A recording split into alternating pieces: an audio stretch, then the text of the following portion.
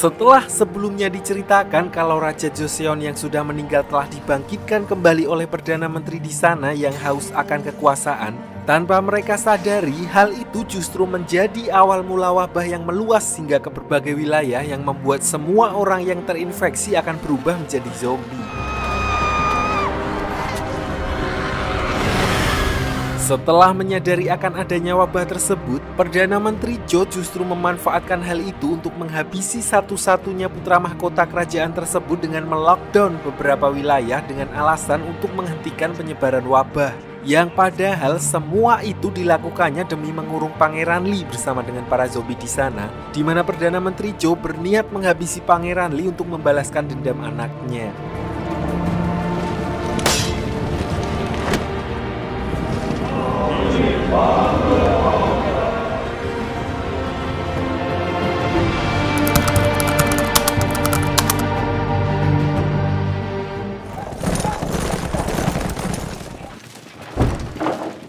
Sementara itu, pasukan militer kerajaan juga mengirim beberapa orang untuk menemui guru besar, di mana mereka memaksa beliau untuk menyerahkan Pangeran Lee. Namun, guru besar yang berada di pihak putra mahkota justru melindunginya, di mana dia telah membuat perangkap dengan memasang pemanah untuk mengepung mereka.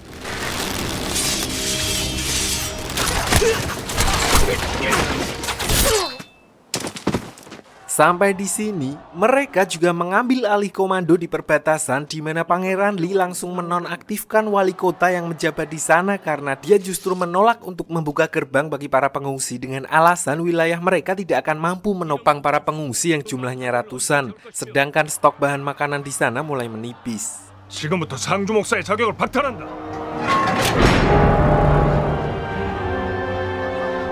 Di sisi lain, masuknya para pengungsi di sana juga artinya tenaga tambahan bagi wilayah itu untuk mempersiapkan gelombang zombie berikutnya yang menurut info dari Hong Kong Pulse, kemungkinan jadwal kedatangan mereka adalah sore nanti, di mana mereka pun bergotong royong membuat senjata, membuat jebakan, dan bahkan membuat SKCK tanpa membedakan status yang bertujuan untuk memutus jalan dan mengantisipasi gelombang yang akan datang.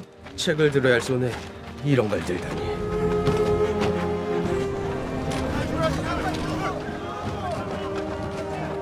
Di tempat lain, diperlihatkan istrinya pengawal Pangeran Lee dan beberapa wanita hamil lain yang dikumpulkan dan diberi makan 4 sehat 5 sempurna, di mana di zaman itu adalah sesuatu yang mewah. Tapi saat salah satu dari mereka melahirkan, tiba-tiba suara tangisan bayi tersebut menghilang, di mana si bidan hanya memberitahu kepada mereka kalau proses persalinan berjalan lancar dan anaknya berjenis kelamin perempuan. Faktanya, di dalam ruangan tersebut diperlihatkan seorang bidan lain yang sedang membersihkan banyak sekali darah yang berceceran, yang hal itu menandakan adanya kejanggalan. Scene kemudian berpindah ke tempat kediaman Ratu, di mana diperlihatkan ternyata selama ini Ratu hanya berpura-pura hamil dengan menggunakan bantal yang padahal perutnya masih mulus. Ternyata pihak kerajaan sengaja memfasilitasi ibu-ibu hamil sebelumnya untuk mendapatkan bayi laki-laki yang nantinya akan diakui sebagai anak dari permaisuri dan menjadi pewaris tahta generasi selanjutnya untuk membuat klan Haewonjo tetap berkuasa.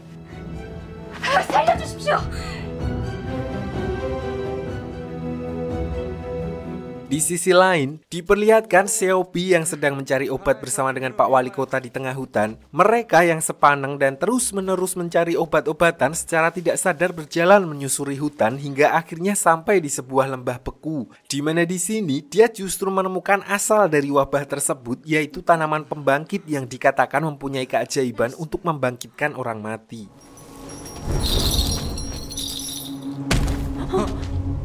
Balik ke Pangeran Lee yang sudah siap dengan semua perangkap di sana untuk menyambut gelombang zombie yang akan datang malam harinya. Ternyata dugaan mereka salah, di mana sampai pagi pun tidak ada satupun zombie yang datang dan membuat mereka akhirnya lega. Namun saat mereka semua lengah,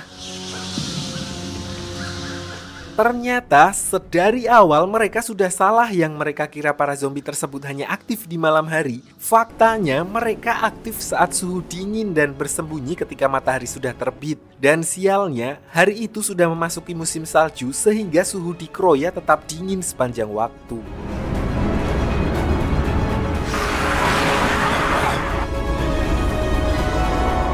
Hal itu pun tentu saja membuat mereka teratapan dan morat-marit melihat ribuan zombie yang berdatangan, di mana Pangeran Lee dan yang lainnya menggunakan meriam kecil-kecil skill 1 flicker semuanya dipencet, namun tetap saja gelombang zombie masih terus berdatangan hingga akhirnya mereka tidak bisa bertahan di benteng tersebut.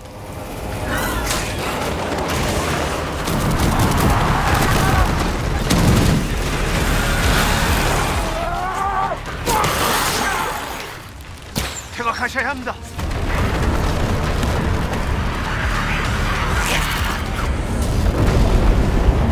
Mereka pun berlari ke sebuah parit dan masalahnya karena sudah tidak digunakan, pintu parit tersebut macet dan akhirnya membuat salah seorang pengikut guru besar yang tergigit mengorbankan tubuhnya untuk menahan para zombie yang mengejar mereka. Dan anehnya kata-kata terakhirnya adalah permintaan maaf pada Shin.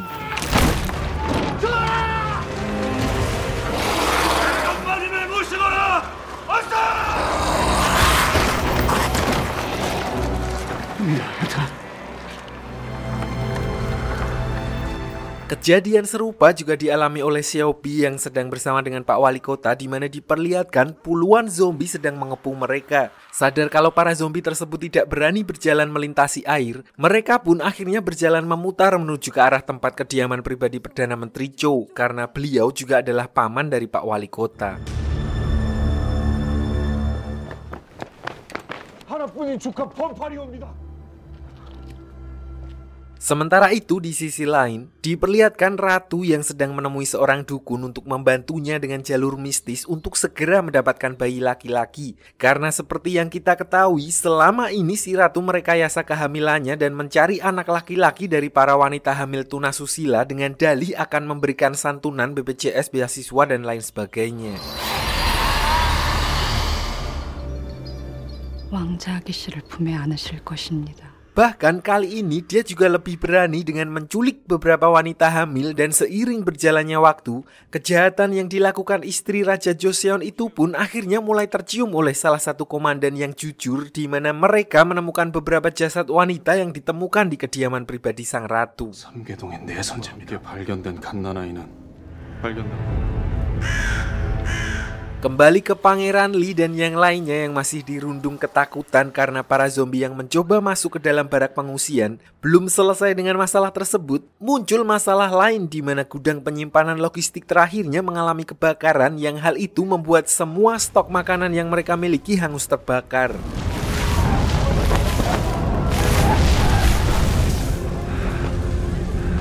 Dari sini, Pangeran Lee dan Tuan Besar pun memastikan kalau hal itu sengaja dilakukan oleh seseorang. Namun yang lebih penting daripada itu, mereka harus segera mendapatkan makanan cadangan untuk para pengungsi di sana. Sampai di sini tidak punya pilihan lain, dia pun terpaksa harus mendapatkan makanan sesegera mungkin, di mana satu-satunya tempat yang mempunyai cukup banyak stok makanan adalah kediaman Perdana Menteri Cho yang berjarak sehari perjalanan. 수로에서 북천까지는 지척입니다. 때문에 괴물 중앙군의 숫자는 10분의 1로 줄었습니다. So mereka pun akhirnya menghitung semua prajurit yang tersisa di istana dan menyiapkan para prajurit terhebat untuk menghabisi Perdana Menteri Cho dan kembali menguasai kerajaan, sehingga dia mempunyai kesempatan untuk menggunakan kekuatan militer dan menyelamatkan rakyat dari wabah. Di mana malam itu juga dia langsung menyuruh sebagian prajurit untuk mengalihkan perhatian zombie dengan memancingnya menggunakan darah mereka, sedangkan dirinya bersama pasukannya bisa keluar melewati jalur belakang.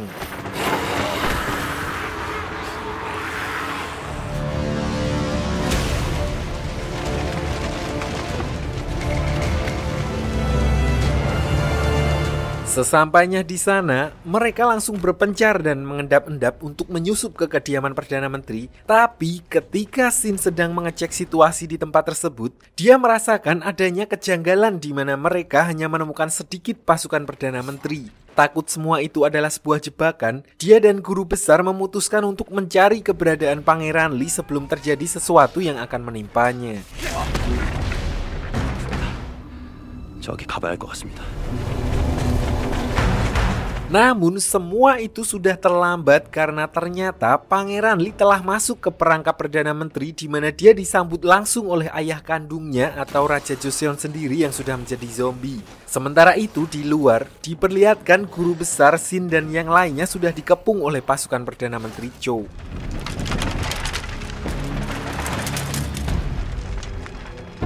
Sadar kalau mereka sudah ketahuan, guru besar pun lalu berpikir cepat dan dengan menggunakan pengaruhnya, dengan lantang dia berkata kalau sang raja sudah mati, sehingga menurut hukum yang berlaku di kerajaan itu, pemimpin kerajaan akan diturunkan kepada pangeran.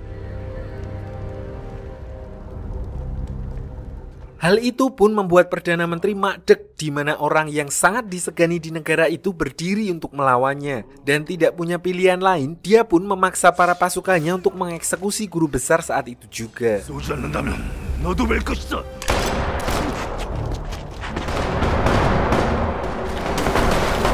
Walaupun mendapat tembakan dari berbagai arah, guru besar diperlihatkan tidak menyerah begitu saja dan tetap berusaha membuka pintu untuk menyelamatkan Pangeran Lee. Hingga akhirnya beliau pun wafat di depan Pangeran Lee tepat ketika dia terpaksa memenggal kepala Raja Joseon sekaligus ayahnya sendiri.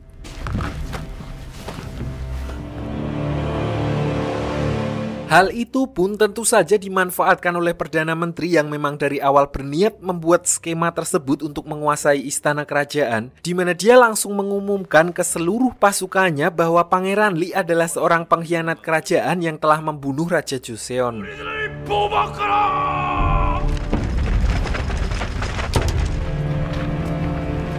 Sementara itu di sisi lain, diperlihatkan salah satu komandan kemarin yang berani menentang kekuasaan klan Haewon-cho dengan menginvestigasi belakang rumah kediaman ratu yang diduga menjadi tempat pembunuhan bagi para ibu hamil. Dan benar saja, diperlihatkan orang-orang di sana yang langsung panik di mana mereka berhasil menghentikan beberapa orang yang membawa kotak misterius yang berisi jasad para perempuan dan bayinya yang baru saja lahir.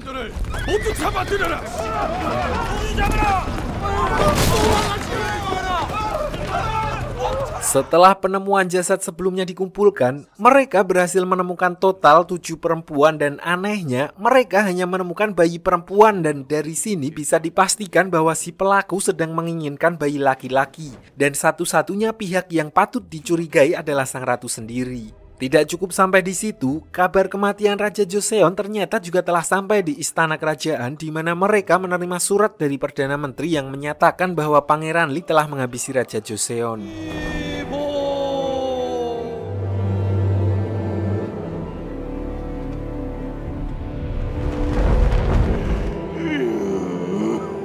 Keesokan harinya, Seobi yang juga sudah berada di tempat tersebut dari awal mendapat kesempatan untuk mengobati luka Pangeran Lee atas bantuan Pak Wali Kota, di mana momen itu pun langsung dimanfaatkan oleh Pangeran Lee untuk menyampaikan pesan terakhir guru besar sebelum wafat, yaitu beliau memintanya untuk mengubahnya menjadi zombie agar bisa membuktikan kepada semua orang terkait kejahatan yang dilakukan oleh Perdana Menteri Cho terhadap mendiang Raja Joseon. Dan ketika Perdana Menteri bersiap kembali ke istana untuk membawa jasad sang raja, saat itulah Shin dan yang lainnya berhasil membebaskan diri di mana dia berniat menjadi martir untuk menghabisi Perdana Menteri dengan senapan yang dia ambil dari salah satu prajurit.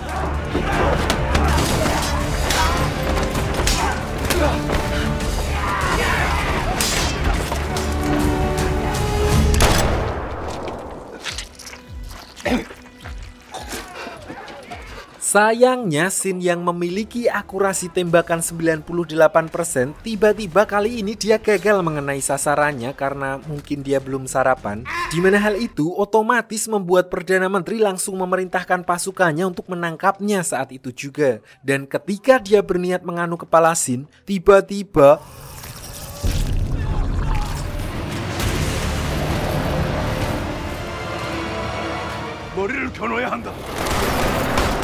tepat seperti dugaan Novi, guru besar bangkit menjadi zombie dan langsung berlari menuju Perdana Menteri karena mencium bau darah di wajahnya.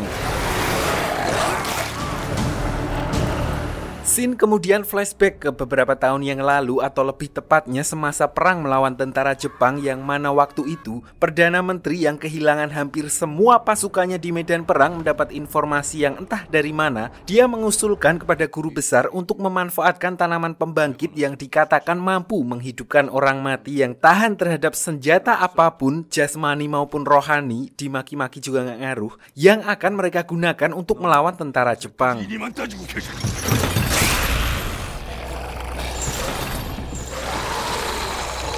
Karena pada saat itu mereka sangat kepepet sekali, tidak ada sekecil apapun harapan untuk memenangkan perang tersebut, terpaksa guru besar pun menyetujui usulan Perdana Menteri barusan, di mana yang menjadi tumbal untuk dijadikan pasukan zombie adalah warga desa yang sedang terkena wabah penyakit kulit, yaitu desa asal Sin. Hingga akhirnya Perdana Menteri dan guru besar pun secara ajaib berhasil menang melawan ribuan tentara Jepang hanya dengan menggunakan 500 prajurit.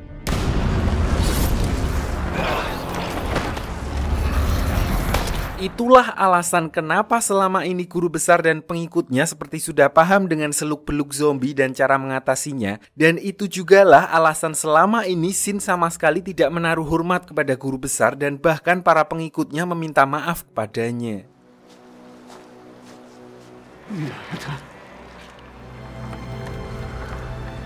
Kembali ke masa sekarang, di sini Pangeran Lee pun terpaksa menganu kepala guru besar yang telah menjadi zombie dan menjelaskan terkait alasan dia menghabisi Raja Joseon, di mana dia terpaksa menghabisi ayahnya karena beliau telah diubah menjadi zombie oleh Perdana Menteri dan satu-satunya cara untuk melawan zombie adalah dengan menganu kepalanya. Tidak hanya itu, di sini Pangeran Lee juga menjelaskan alasan dia memberontak bukanlah untuk menguasai tahta kerajaan, melainkan membongkar kejahatan yang dilakukan Perdana Menteri yang membiarkan rakyat kelaparan dan bahkan membangkitkan jasad Raja Joseon menjadi zombie demi menjaga kekuasaan klan Haewoncho di istana. Setelah berhasil menaklukkan Perdana Menteri, mulai saat ini Pangeran Lee pun memegang kuasa penuh dan memimpin pasukan militer, dan hal pertama yang dia lakukan adalah mengirim bahan makanan ke para pengungsi yang berlindung di pelosok.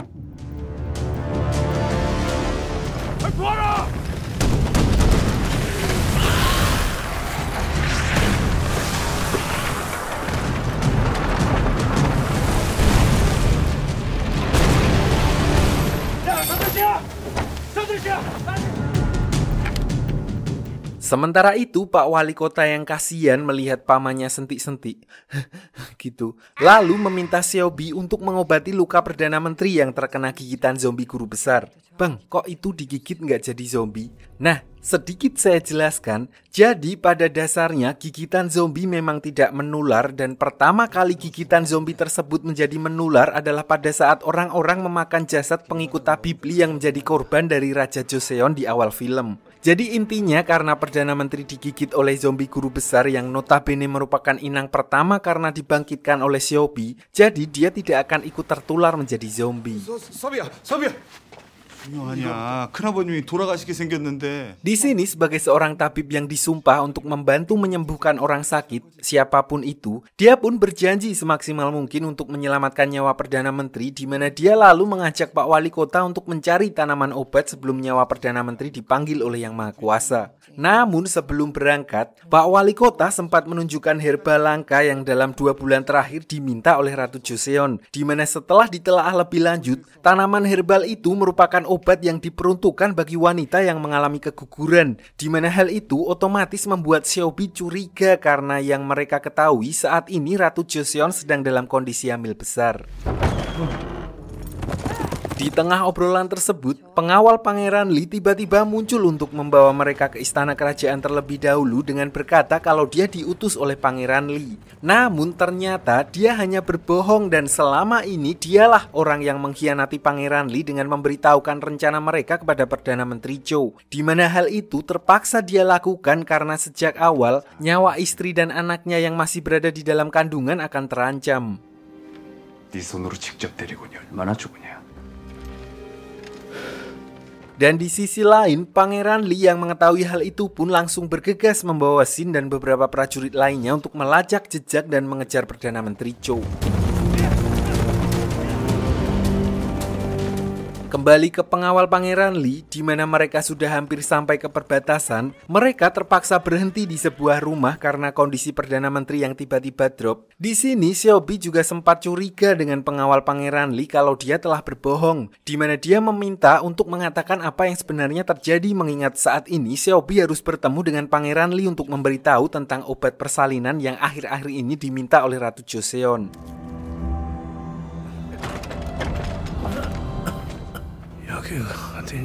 Pengawal Pangeran Lee yang mengetahui hal itu pun langsung menanyakan obat itu kepada Perdana Menteri karena dia takut obat tersebut berhubungan dengan wanita-wanita hamil yang dikumpulkan oleh Ratu Joseon termasuk istrinya. Namun belum sempat mendapat jawaban, saat itulah tiba-tiba pasukan militer dari istana muncul untuk membawa Perdana Menteri Cho dan langsung menyerang pengawal Pangeran Lee.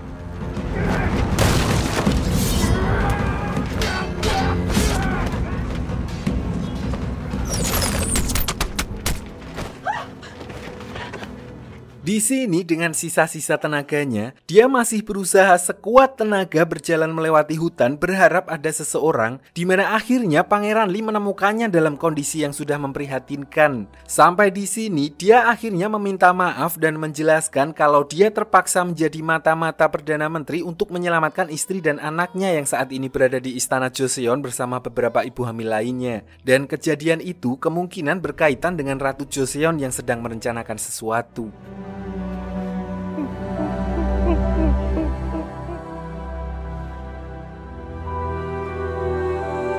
Scene lalu berpindah ke sebelum wabah zombie terjadi, di mana diperlihatkan pengawal pangeran yang sering mencuri makanan milik Pangeran Lee untuk diberikan kepada istrinya yang sedang hamil. Hingga akhirnya dia ketahuan, tapi alih-alih menghukumnya, Pangeran Lee justru memberikan semua makanannya dan di hari-hari setelahnya, dengan syarat pengawalnya harus selalu setia dalam keadaan apapun. Di mana hal itu menegaskan kalau pengawalnya adalah satu-satunya orang yang dia percaya di dalam kerajaan yang juga dianggap sebagai teman, hingga akhirnya dia tidak merasa sendiri lagi. Dan itulah alasan kenapa dia masih berharap untuk dapat mempercayai pengawalnya walaupun mengetahui dia berkhianat.